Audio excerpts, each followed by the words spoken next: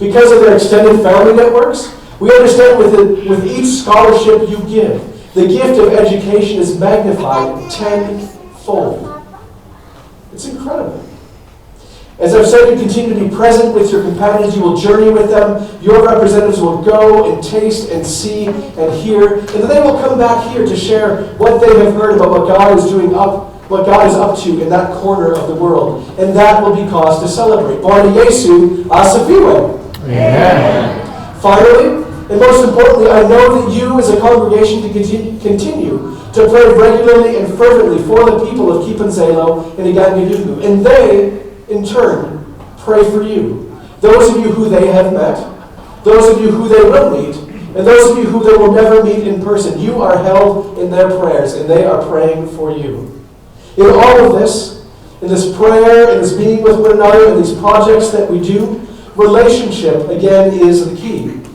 Because when we as people of faith here in the St. Paul Area Synod engage in development projects in Iringa, like school construction, healthcare, well drilling, microfinance, reforestation, and a whole host of other activities, we are not, strictly speaking, a development agency.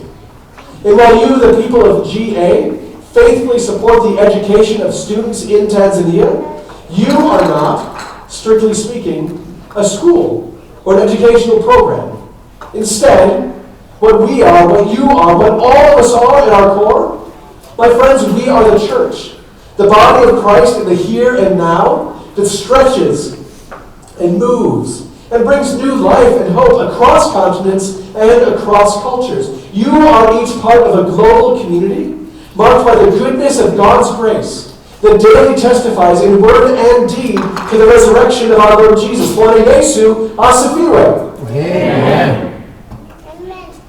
Now, what I've learned in my service at home and abroad is that there's an ebb and a flow to this life that we share with our companions in Tanzania and our neighbors here. In all of these initiatives, we give and we receive. We speak and we learn. And we teach and we listen about ourselves, about our neighbors, about our world, and about the one God who created us all. Through these relationships, I regularly witness the stirring of God's Holy Spirit in the lives of the individuals and congregations that take part. I'm able to see people embarking on the journey of God's mission, bringing reconciliation, planting seeds of hope, and declaring the promise of new life abroad and at home. The journey of God's mission. A journey you are sending 4 people on. A journey that you can all participate in from right back here at home. That journey and an invitation to participate in that movement of restoration, of healing, and of wholeness. That journey of mission, that lies at the heart of Bega Kwabega. At the heart of our identity as people of faith here on the east side of St. Paul. And at the heart of today's gospel reading from the book of John. It's a journey that begins with and is shared by the one who calls himself the gate and the good shepherd. Now, a pause for a quick language lesson. In Swahili, the language they speak down in Tanzania, the word for pastor, singular, is mchungaji. Can you all say that? Mchungaji. No, it's a mchungaji. Mchungaji. Yep. And the word made plural is wachungaji. So singular, plural, y'all are good. So the Wachungaji of GA are Mchungaji John and Mchungaji Amanda. And as I travel across the Iringa Diocese, I introduce myself as Mchungaji Pr Harrits. Are we good? Yep. We're on it. Okay. Now when this word Mchungaji is translated back into English, its most direct or common usage is not actually the word pastor. Can anybody guess what it might be? Shepherd. Yep. We've got some bright voices out there. So Mchungaji means pastor, but it also means shepherd. And that's a turn of phrase and insight that I find helpful as I consider my own vocation and call. Now that said, if you do a deep dive on the etymology of our word pastor, it too links back, if you want to go through Middle English and French and Latin, to the word shepherd as well. The catch is that over time, the word as we use it, pastor, and its origin have drifted apart. Just say the word pastor now, and the images of black shirts, white collars, and stiff upper lips likely come to mind, right? You say the word pastor, and you don't necessarily think of fields and sheep and those who gather together, walk beside, or safeguard God's beloved creatures. Now in Oringa, there are several major cultural and ethnic groups, the largest of which is the Hehe people. And although they have a well-known history as warriors who fought fiercely against the colonial forces of Germany, the Hehe are predominantly agriculturalists. They grow their own food, beans and corn and tomatoes and potatoes in the fertile soil of the southern highlands. They are farmers, and whether they live in a village like Kipanzelo or Igangadungu, or in cities like Oringa, most of them have a small plot of land, or a shamba, that they might tend to. In other parts of the region, in other parts of the Oringa area, especially places to the north and to the west, where it's significantly lower in elevation and significantly warmer in temperature, you'll find semi-nomadic people, pastoralists, like the Maasai and the Barabai, who rely on animals for their nutrition and their income. Now your travelers, they intend to spend time in one of those communities as well, and they will be able to see firsthand how our companions there are oriented around the well-being of their herds and their flocks. Women and girls wake early to milk the cows, collecting and storing the milk in canteens made of hollowed-out gourds. Young men and boys today spend their days walking through scrub brush as the animals graze, eyes and ears always on the lookout for individuals that might stray.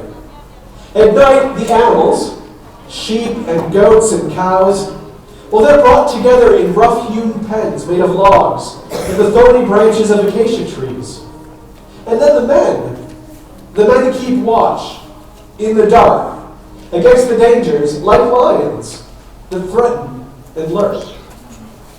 Now the ways of life shared by these close neighbors, the agriculturalist Hehe on one hand, and the Bana, and the pastoralists like the Maasai and the Barabai on the other, they couldn't be more different. And conflict, as you can imagine, can be quite common between those who rely on the ground, on the land to grow their crops, and those who rely on the land to graze their animals. There's conflict built into that. And I was made aware of those differences and the attendant distrust between these groups during my first visits to Oringa with my home congregation in Apple Valley. You see, our companion congregations there include both Hehe and Maasai members. And I recall the discomfort and the snickering that would come when the choir of Maasai women would enter the predominantly Hehe congregation and sing songs of praise in their own tongue and in their own way. The sin of prejudice and bias, it would seem, is not limited to this side of the planet. Now that was in 2002. And over the past 15 years or so, as I've traveled back and forth between St. Paul and Oringa, I've observed that division soften, if not dissolve entirely. In that part of the diocese, leaders from the different nomadic communities are being trained as pastors and evangelists. Preaching points are being established among both the Hehe and the Maasai, and they are collaborating on projects together. There's a water pipeline over here, and a primary school being built over there. And while preserving their own cultural traditions and their own way of life, these different people are increasingly finding security, nourishment, and the life abundant in a common identity and purpose. They are all God's children, you see, Christ's sheep, gathered together and watched over by the Mchungaji Mzuri, the Good Shepherd. And they know his voice. Through him, the gate, they know the way. Now, that's all well and good, but what does that mean for you, the people of GA? For you, a person of faith here and now on the east side of St. Paul? In an age rife with false prophets and fake news, how does one know the voice of the shepherd? How does one find the way? For starters, I'd suggest that we begin with our other reading this morning from the book of Acts. It's a passage focused on ecclesiology, or what it means to be the church, that disparate and diverse gathering of God's beloved children, the Good Shepherd's sheep. The passage is a favorite of mine. It paints an aspirational image of a community gathered together in teaching and praise, exchanging prayers and breaking bread, sharing all that they had with one another, and spreading the wealth to all as any had need. The passage presents a pattern and a way of life that one can still see glimpses of in Christian communities around the world. You can see it among your companions in Kipanzalo in Yangadungu, along Payne Avenue on Thursdays at midday, as the people of Showbiz Table gather for meal and word, and here on your corner of Arcade and Larpenter, when and where you, the people of GA, and the people of Minnesota Lisu Church and Ebenezer, when you all meet. This is a forum in which the voice of the Good Shepherd has been expressed for centuries, and one that we would do well to heed as we wrestle with what it means to be church, the people of God in the here and now, and among our neighbors, both near and far. Ours is not a static community, you see, for ours is not a static God. We follow one who traveled as a pillar of cloud and of fire, one who parted the sea, a God who took on human form, and one who works through the likes of you and me. Our shepherd is always on the move, and we, his sheep, are always to follow where he leads. Our mission, then, is not a project, it's not a destination, it's not a one-off thing. Rather, our mission, God's mission, is a journey. And this, to me, is where a relationship like the one that you share with the people of Kipanzalo and Gangadungu really hits home. Because not only are you making a world of difference there, and you are, through this journey and the practice of accompanying one another across a whole host of differences, you are learning to create space for new relationships, to welcome one another's stories, and, like the community in Acts chapter 2, to share practices of faith with one another. Practices of prayer and praise, of meal and service, all of this, at home and abroad.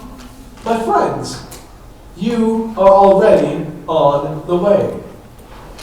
In Kipanzalo and in Gangadungu, with Merrick Community Services, Showbiz Table, the East Side 8, and a whole host of other people who share you on your journey as a people of faith. Each in your own way, you are increasingly, I believe, finding security, nourishment, and the life abundant in a common identity and purpose. Even as the terrain around you may be uncertain, you are all God's children, and you are all Christ's sheep, gathered together and watched over by the Uchingaji Nzuri, the Good Shepherd. And you know his voice. Through him, the gate, I know you know the way. And this is good news. Amen. Amen.